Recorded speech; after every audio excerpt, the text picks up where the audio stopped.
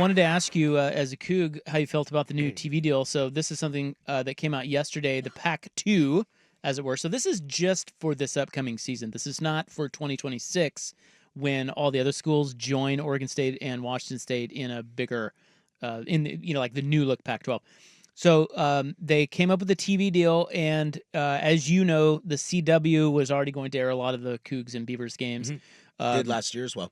Yeah, so I think over half of the games are on CW, but CBS and ESPN will be combining with CW to show the home games involving Oregon State and Washington State. Yeah, I'm sure it'll be, a 7:30 ESPN2 with the worst commentators ever in Reeser and Martin. Part of getting ESPN, which I think is ultimately a good thing for the Cougs and the Beavs, at least for this year, is just being on ESPN, to me, is better than being on Apple or some deal with Hulu, because ESPN is where everybody else plays. And yes, the reason ESPN wants those games is because of that late window, the West Coast window. And so that is an area where you have an in to get on ESPN, and that's what ultimately made the decision. And if you have ESPN, like however you stream, cable, however you do it, if you have ESPN, you probably have CW as well. Is CW free TV? I think CW... Is CW antenna TV? Part of broadcast, yes, it might be. I think it is. We went through this. I think it's 703. We went through this not too long ago. We all know on the show's on the Comcast. CW. And I think that CW has better distribution than most any of these other channels. Yeah, so it's kind of like if you have ESPN, you have CW. But you're right. It's an aesthetic thing. It's a branding thing. You want to play on like, ESPN. It's like, well, who the Cougs playing tonight? And you're like, we got a big game against, Fresno State. Oh, sweet, man. What channel is that on? Oh, it's on CW at 7 o'clock. And they're like, I'm good. Yeah. Oh, it's on ESPN too. Oh, cool. Maybe I'll tune in. Well, I mean, you remember, as I'm sure you do being a Coug, that, they were talking about, you're going to have to do a deal with like some off, like YouTube TV or something really new and different. And Apple was the scary one. Apple. Now, I'm an Apple subscriber, so it didn't really bother me. But from a large standpoint, that's terrifying. It's like the MLS. We talk about, I have, I'm a diehard Timbers fan, and I got a bunch of friends that love the MLS. And we talk about it. My sports friends are always like, the Apple TV deal with MLS, what a stupid endeavor. It hasn't worked, has it? It kind of has, because what you got to remember is that most people that are MLS fans, man, they don't care about the NFL. They don't care about basketball. They pay, that's their sports. But I thought the numbers were way down. I'm sure they're not great. But that was the that was the risk they were willing to take. So I think with that, the people who really care will still go and get it and find it, but you've made the barrier of entry for the more casual fan way higher. Exactly. They banked on... It seems like a mistake. They banked on... Agreed. It's like a bar that... You're cutting off a broader audience. We serve our regulars, but I'm not worried about bringing in new. Because, the bar's profitable and we do just fine. Okay, well, I don't... That seems to be a mistake to me, but whatever. You guys are now going to be on CBS, CW, and ESPN. The Apple Cup gets a new home. It'll be on CBS now. Great. I'm excited. I'm more excited that the Huskies are coming to Pullman than anything. Well, no, this game, I think it's up in Seattle. Is it in... Oh, but we're this the home year. team this year? Yeah. We're the home team? Is that what it is? Yeah, it's neutral. It'll be at Lumen? Yeah, it'll be at Lumen, but it'll be then on... we go back to home and away. But I think they do after, yes. But it's on CBS. So anyway, as a Coug, how are you guys feeling? Like, what is it like being a Coug, thinking about the future of football? I think you have two different hats. I think the future is up in the air, so you're kind of just waiting kind of to see. I see some things, I'm a big college basketball guy, and more so than college football. And I think one thing I got really excited about the creation of the new Pac-12 was that this sounds like this is going to be a basketball conference, with how good the Mountain West has been over the years, who's coming in, Gonzaga, etc. I'm kind of excited about this being a basketball conference. But the reality is that football makes the dollars. So I personally wrestle with this like grasping at straws almost, but also battling the concept of, can you just put the death nail in and get it over with? That's where I kind of live. Is it worth my time and effort to scrape and claw and try to get one game on ESPN and one game on Fox and the rest on a channel that nobody cares about, when the inevitability is in 4 years, our program might be more of a D2 program than a D1 program. So it's kind of like, do I want to fight for now or do I see the writing on the wall? And it's really hard to see the writing on the wall and just accept your fate. So they're giving you hope.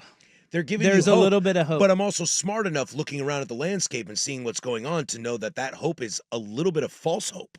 And I think that's what's terrifying. Do you want to gaslight yourself into saying everything's going to be fine, we're going to be the best G5 conference out there, maybe when college football breaks away from the NCAA, then we'll get another invite to the table? I don't think any of that's going to happen. So if I don't think anything like that is going to happen, why put all my eggs in this basket? Because year to year. Because you hope for the best. You're hoping. It's hope. But it's also Wazoo. It's not a strategy. It's a hope. But there's something you learn at Wazoo. Yeah. There ain't a lot of hope. And you kind of just go with it. Yeah, you guys are good about that. When you Alex Brink, for example, birthday buddy. Him and I are born on the same day in the same year. By the way, before you finish the story or start the story, 2025 Apple Cup, I am my apologies. It is in Pullman. That's what I thought. And I'm very excited about that. Great for the city of Pullman. Alex Brink is 3-1 in Apple Cups. Started 4 Apple Cups his 4 years at Wazoo. His 4th Apple Cup, he got sacked on 4th down with 2 minutes to go on a potentially game-winning drive. And when he gets sacked on 4th down, we go, yep, knew that was going to happen. Yeah. Yep, knew we were going to lose that game. Yeah, I know that feeling as a Royals When we had fan. Leach, it was like, all we got to do is beat Colorado.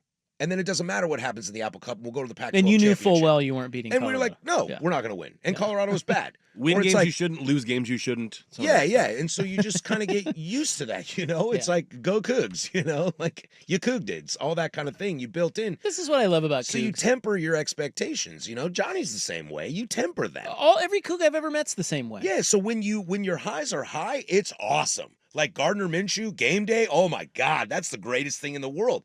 Cam Ward just went #1, and I said, go Cougs. Yeah. Like you have that kind of stuff. He played with you guys. And he was terrible both years for us. He wasn't terrible. Well, we hated him. Listen, man. So I think you temper those expectations. So then when I look at this and I'm like, dude, this is like a 19-year-old dog who now has cancer and has hip problems, and eventually that even though you love the family dog, eventually it's not going to be able to continue. And you're going to kind of have to send it to that farm. And it feels like that. And maybe that's the Debbie Downer Coug side. It could be. It could be. Because I don't want to get into the predictive game of like what could or couldn't happen. But that's what I was asking, is how you're feeling. And you're feeling like a Coug. I'm feeling like a Coug. And the Cougs have, is there a Coug anywhere ever who has a case of the suppostas? There's no Coug that doesn't exist. You go find our most famous athletes: Drew Bledsoe, Klay Thompson, Ryan Leafs back in the media. People like that. None of them.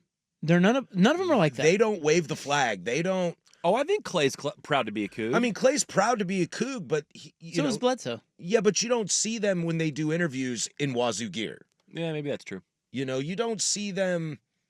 They, like I said, they don't wave the flag. I mean, Bledsoe came Well, why out do you think that is? Because that's the culture. It's just like, yeah, that's we did that. I'm a Coug. Are you saying they're kind of ashamed of being a Coug? No. I think it's more of just like that was a really awesome time. I'm really proud to be a Coug, but it doesn't mean anything to anybody else. Just passing through and moving on kind of a thing? It means everything to us, but it means nothing. Literally nothing to everybody. But isn't that any college? My kids, these are on. Don't expect anything and you're hoping for the worst. Exactly. The only thing I will say is nobody is more proud to be a Coug than Cougs.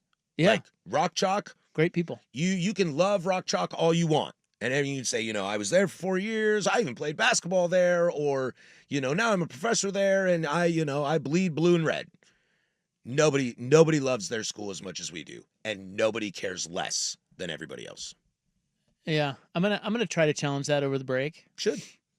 A passionate college fan base that is more irrelevant than Washington State. I don't think it exists.